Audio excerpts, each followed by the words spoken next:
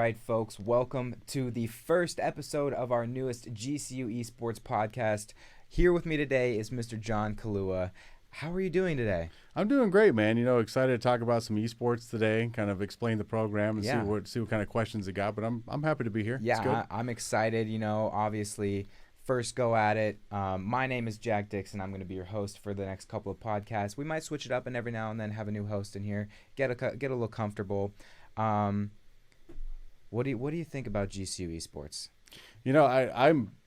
I personally have a passion for it. Yeah. And genuinely excited that I have the opportunity to help the program become what it is. Yeah. Been a gamer for quite some time, but it's a vibrant community. Yeah. It's a lot of fun. I love everything about the GCU Esports program. The community we have here is absolutely phenomenal. Everybody is so friendly with each other. Like we all get along. Even if you're not with some of the games that you like to compete in, everybody's so welcoming. And you say you're a gamer yourself. What kind of games do you play? Well, I'm mostly casual today. I still play Rocket League a little bit with my kids. Nice. I don't play very many of the shooters. I play Fall Guys. Yeah, I do play a little bit of Fortnite with my son and my daughter. Lots of Minecraft with my kids. We actually have a family server that I buy and build in my family. We build on weekends. We build cities and stuff like that. But when you got a bunch of kids and a job and everything like that, I don't get as much time to game as much as I used to. Right. But when I do, I still game out a little bit. That's great. Obviously, that's phenomenal. Getting, as I'd say, as maybe I can speak for your kids a little bit here, I think they're pretty thrilled to know that their dad is the executive director of campus technology, helping start this GCU Esports program. Can you give us a little background on how you managed to do that? Yeah, and they do. They ask me all the time, just like, hey, you're in charge of esports on campus? I says, well, yeah.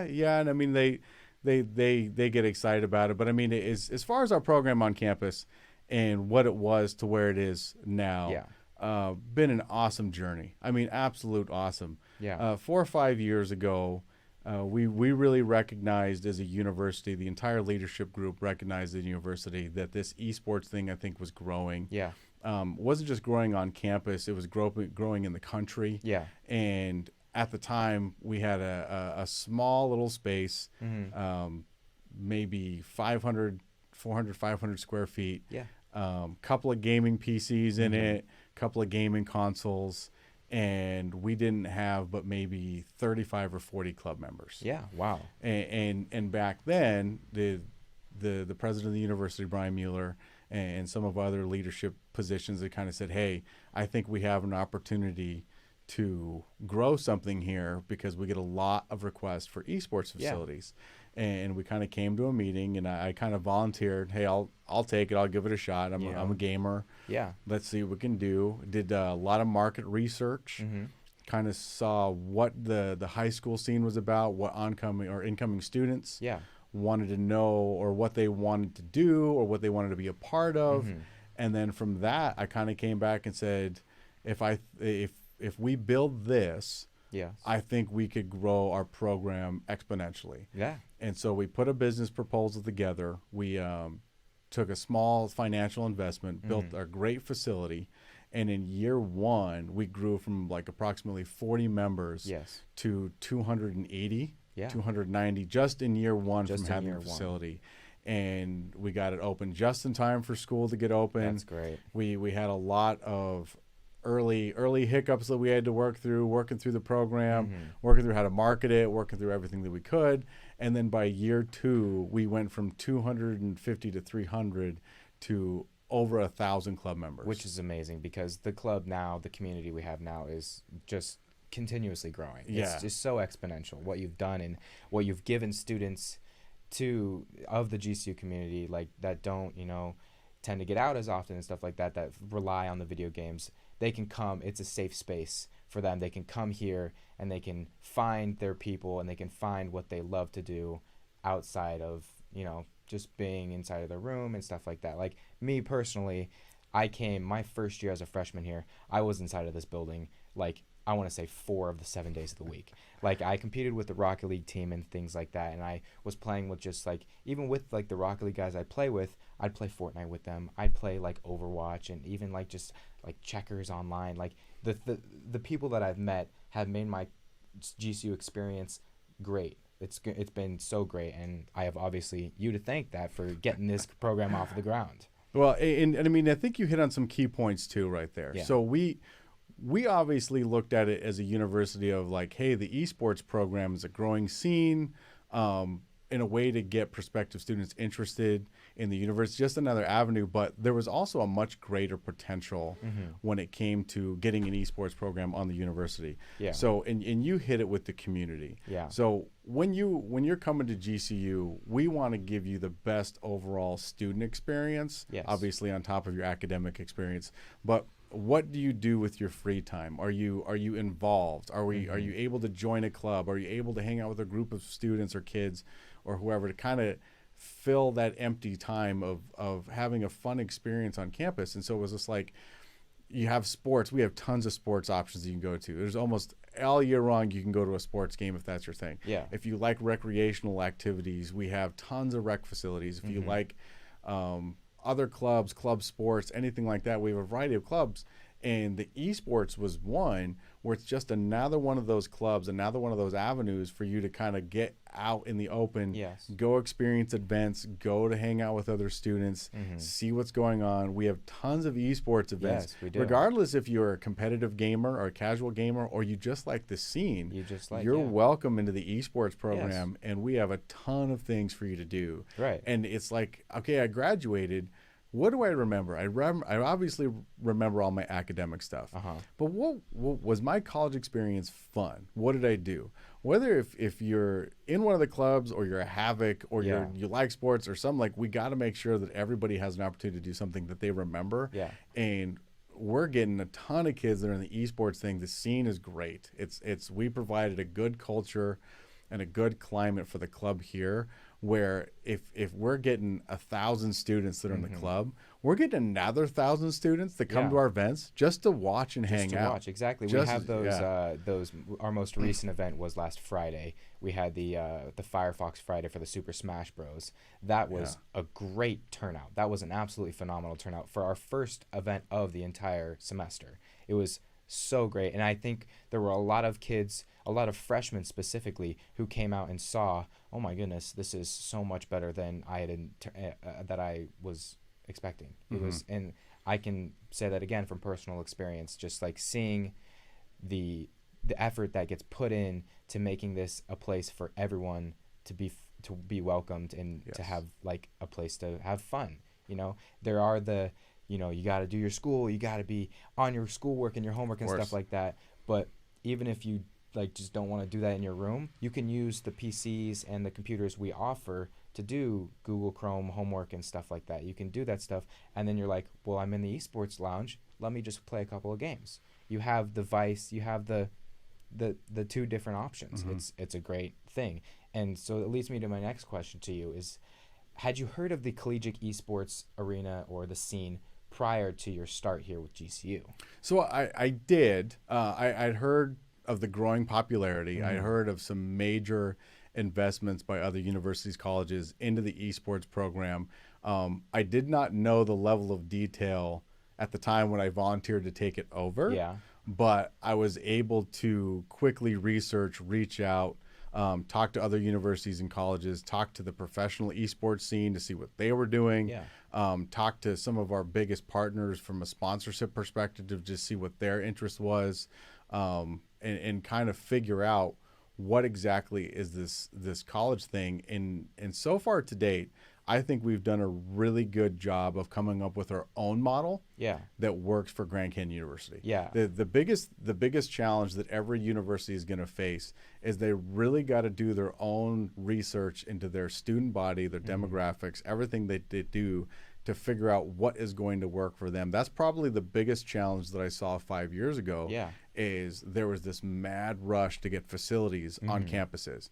But nobody really knew what that meant, and nobody really knew what exactly was required of it. I saw or heard of certain universities spending $500,000, $1 million getting an esports facility up and running, and they're running it like a lab. Students aren't even allowed in the thing. They don't have any dedicated faculty or staff for it, and you're sitting there and you're like, what was that investment for? That's kind of strange. All the way down to, you still have some universities that have no faculty or staff support and no dollars of any kind, and they have a real strong club community that's completely self-driven, and what have you, and operational. The struggle that those have is that when it comes time to take that next level, without that faculty or staff support or somebody from the university to represent a buy-in to the major tournaments and the major activities, most of the time you can't get that kind of help. So we found a real good community or bridge in our business model where we did just enough to get it started, and then we let the students take over. So that's how we were able to do it, and that's the stuff that I did not know 5 years ago when I took this over. Right. So back in 2017 was when you started with this, and you've seen how much the community and just the program in general grow. How do you you're proud of it? You're proud of it, and it's been absolutely crazy in the amount of talent that we've had and the amount of effort that's been put into it. You would say you're proud of the growth in our community, and you can see more success in the future. I mean, I'm proud of the growth, and I'm proud of the facility and the club itself being successful.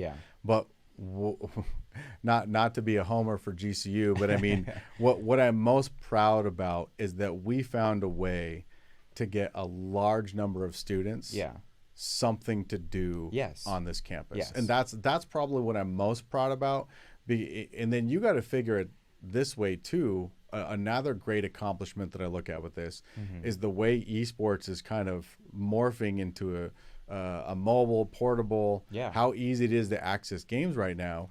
100%. I'd have to imagine a lot of our students have gaming systems or gaming computers in their dorm rooms. Myself included. There's no reason for, if you're just gaming, for you to leave your dorm room and come down here. And yet we pack our facility every night for people that just kind of want to hang out in the scene. And that's how you know the community aspect is working. And that's 100%. That's my biggest proud moment, is the fact that we've garnered community interest.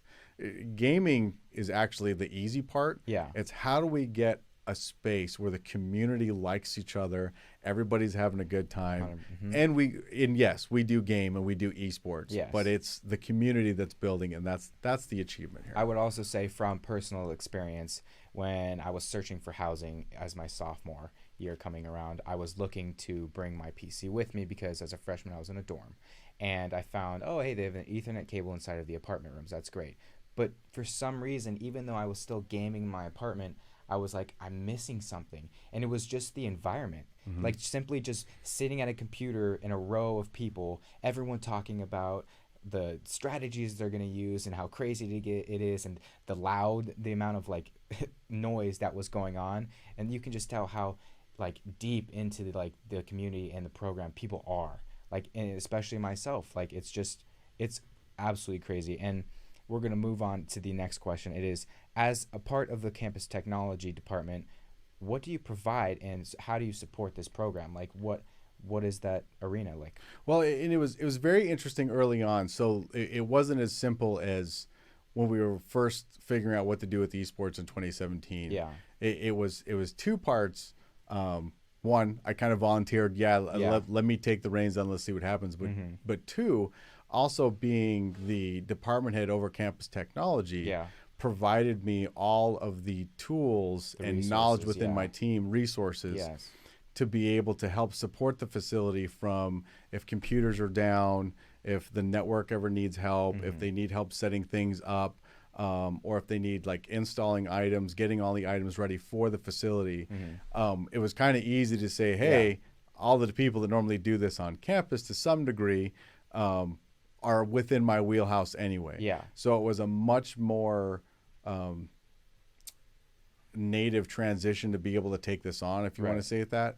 But that's another thing, like other universities, and have this conversation all the time in high schools that try to help us, or that ask us to help them start esports programs. Naturally, I'm just like, well, do you have an IT guy, or do you have a technology person that does all your classroom technology? Because if you do, he's a pretty good fit to at least get you started. Good way to get into it. The same thing with universities. And you have, usually what you see in other universities is you'll have either a club manager or a dean or somebody that isn't real sure how these things work. Yeah. They own it, and then they get stuck with like a support contract. We do all of our fixes of computers in-house. That's good. We do all of our rebuilding of our computers in-house.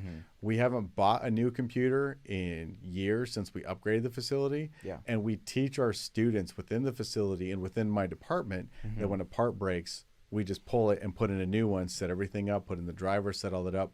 So that's great. Itself has been a boon, both from a budget standpoint and the ability to train students to do more, because we're literally taking 100% students on the college and giving them teaching them. Correct. Yeah, we're teaching them how to do the stuff in the facility to make the computers that break work again. Yeah. And so that's the biggest thing, that the space gains from having the campus technology department also be a shared ownership with me. Yeah. To be able to support the facility. That's absolutely great. And I didn't even think about that, because as a part of the community, to be able to learn about even just how a PC works, like I learned about how a PC works being here, like being inside of the community and like the program, and just making friends and having them teach me, knowing it's coming from you.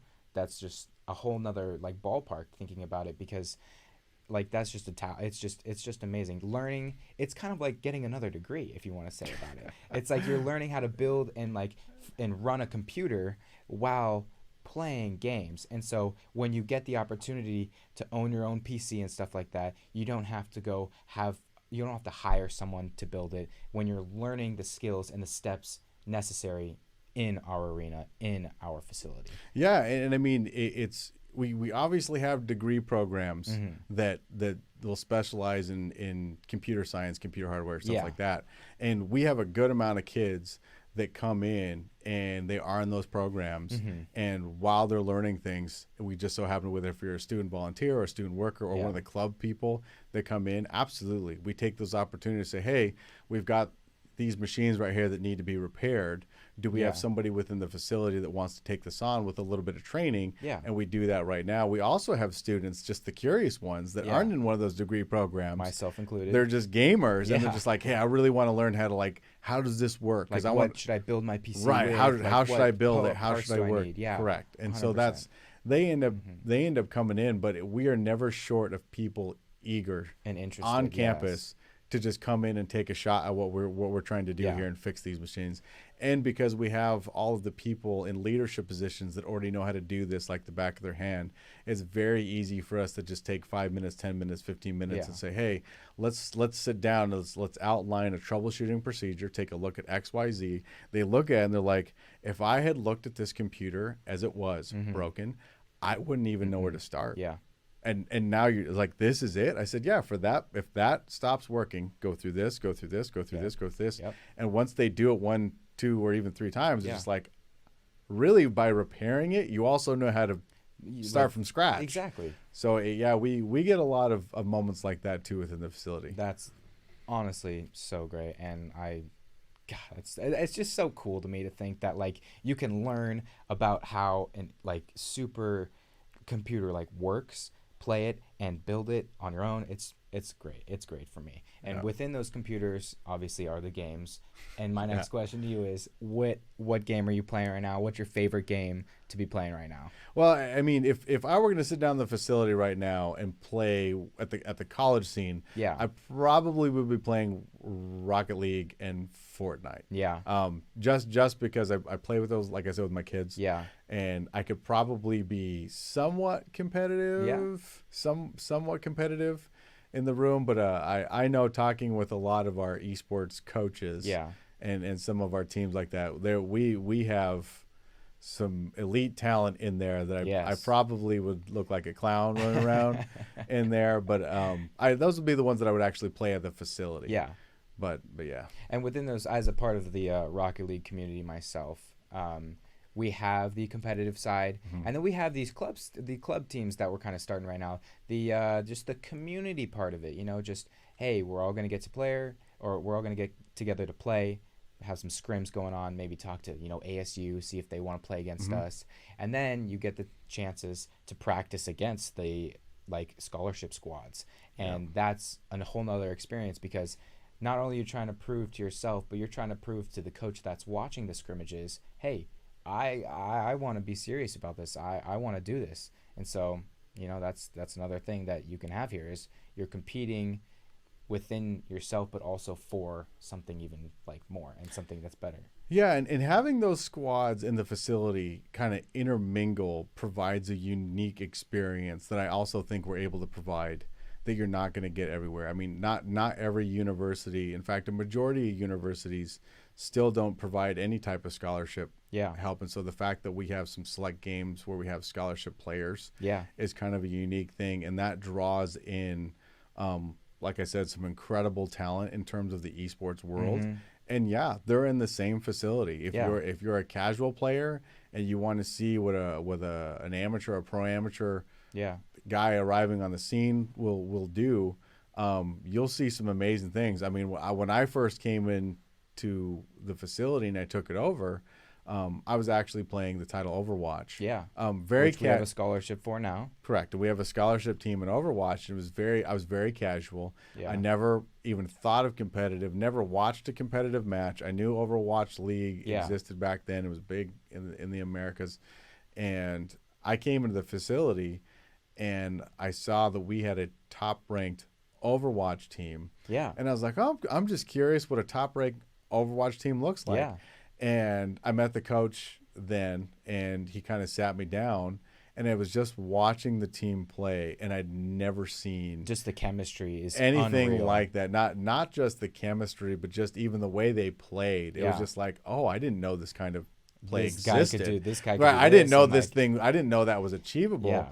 And I'll even at one moment, I think just as a funny, I kind of went in there and played with them a little bit just to see what's happening. I was absolutely useless. I didn't know that people could get that good at games. It's just the amount of talent that is inside of this entire scene is through the roof. Even just here at GCU as being nominated for the GCU Esports an awards program, it's something else. It's it shows that we have the capability to not only provide but also give the chance for these collegiate players to be professionals.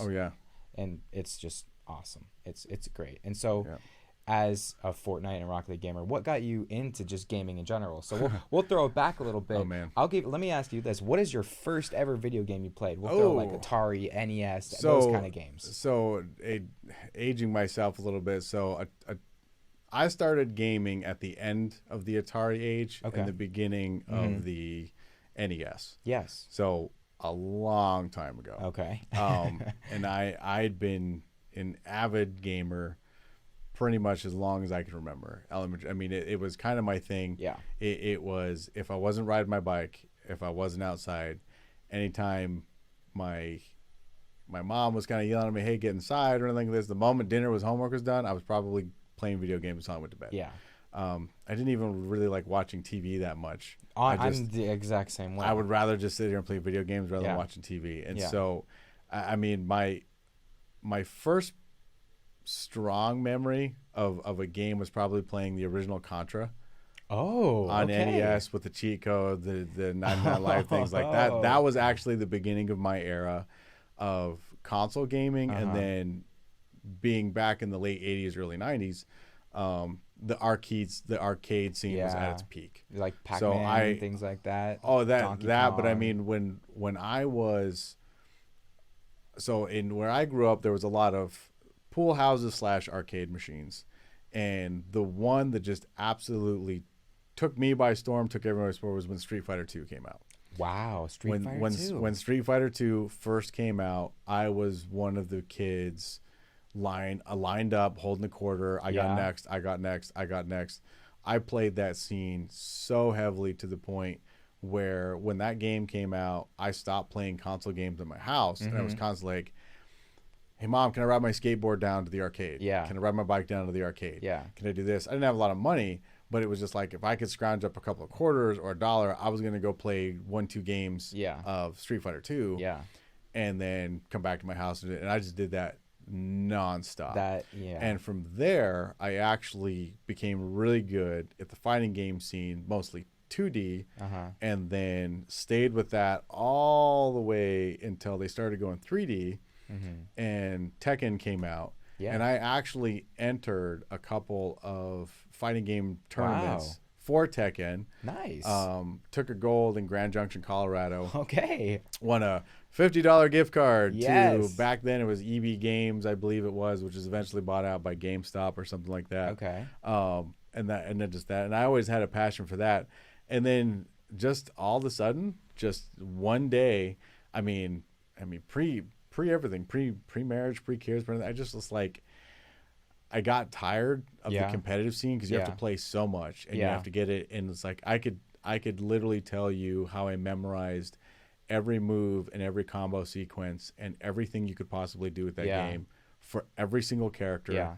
Something like 19 or 20 characters, including this, and I could memorize all that. Some of them are so ingrained that if you were to go to like the Tekken 2 and look up the character Paul Phoenix, I could still write down what his 10-hit combo character is on paper because it's so permanently burned into my head. Well, next time you're on, we'll have you do that. Well, but like that's from that moment, I won that tournament. I played it a little bit, and then it was just like a light switch. A year later, didn't really want anything to do with competitive. Just started playing story games. Yeah. Playing like Zelda on my N64. Just played very casual. I found that to be a more enjoyable experience. And then first person shooters came out, played a little bit of Doom, played of Duke Nukem. At the time I was living in Colorado when the Columbine thing happened, terrible disaster. Yes. And they were kind of pinning it on Doom, and then it was just like my parents were like, "Are you playing that Doom game?" And I was like, "Not anymore." And so it was just kind of a weird thing that transitioned out of that. But since then, I would say I'm a casual on and off gamer. Yeah. At best, I mean, back in my high school day, I don't think a week went by where I wasn't at least 15 to 20 hours a week. Yeah. Maybe even longer on a spring break. I mean, there might be whole Saturdays I play video games. Yeah. Versus now. If I can sit down and game solid for 2 hours without a distraction, that is a major weekly accomplishment for me. But that's kind of my beginning to where I am now. That's awesome. That's great. Scene. I honestly, if I think back to when I started first playing games, I mean, my dad did have this old Atari that he still like had, and I think I remember playing like maybe Space Invaders or something like that on that, but. If I were to remember like my first ever game, it had to be on my Game Boy, and I played the Kirby game on my Game Boy. Oh, it was such a great game. I don't know why. I tried plugging my Game Boy in the other day. The battery was shot, unfortunately, so I can't play that anymore. Back to GCU, obviously, there has to be a lot of moments that you have just been like, wow, this is surreal. I can't believe what I've started has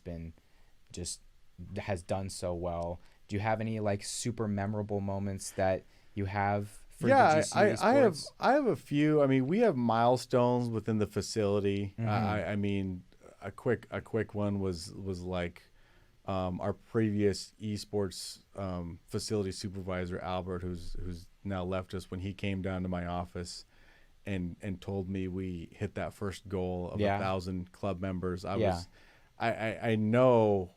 And we have a lot of conversations like, hey, what's our goal? Yeah. Our goal's 1,000. Yeah. Okay. Awesome.